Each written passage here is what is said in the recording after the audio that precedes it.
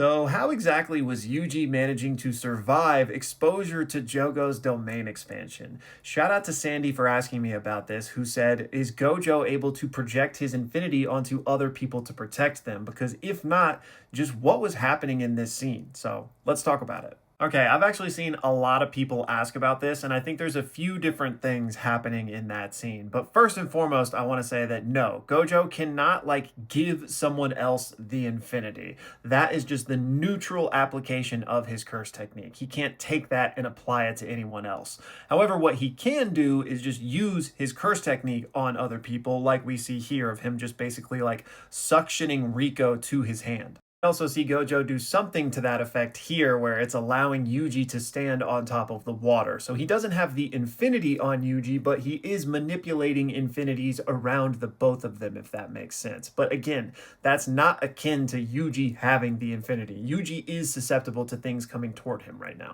So with that being the case, but also the fact that domains have sure hit effects, meaning infinity wouldn't even protect them in this instance, what exactly was happening here? Why weren't they taking damage, right? And I think what was primarily going on here was storytelling, meaning that this moment was the moment that Gege, through Gojo, was explaining domain expansions to us, explaining the rules of them and how they worked, and basically using this as a showcase, right? So in universe, I think what was happening here is that yes, they were in Jogo's domain, but he wasn't actively using his technique yet. He wasn't using the sure hit on them. Much in the same way that when Nanami was in Mahito's domain, he wasn't instantly idly transfigured, and that's because Mahito was relishing in the moment and monologuing, right? He just hadn't activated the sure hit yet. So this rock pillar that was coming toward them, I think was just a part of the environment of the domain and not the sure hit, which is why Gojo just destroyed it with his technique. If it had been part of the actual sure hit, there would have been nothing he could do to stop it.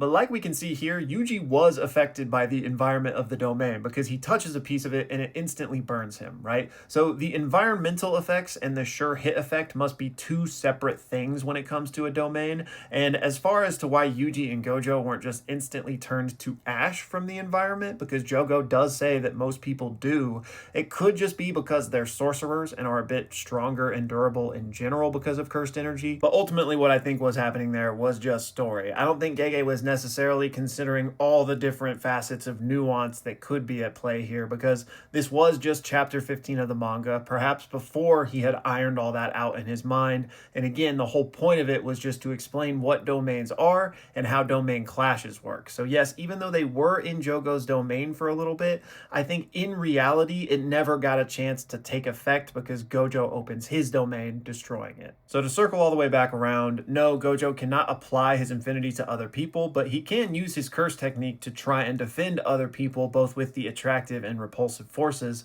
of blue and red. But it's just not going to be the same thing that he himself has in terms of defense. And then speaking of JJK's power system, Yukio asked me, how do I feel about battle IQ playing such a pivotal role in JJK's fights? And I'm right there with you. I love it. I think that's what makes JJK really fun in a lot of ways, because sure, you can have your cookie cutter systems where this is stronger than that, so it's always going to win, like a rock paper scissors thing, but that gets really stale really quick. I think you need creative ideas and creative strategies that make things interesting. It's not always that just the better technique's going to win. It's going to be who can utilize their technique better. And there's no better example of this than Sukuna, right? The king of curses, the king of binding vows. And whether it is binding vows or just an interesting strategy in general, I think that really is what keeps things fresh, especially in a battle shonen.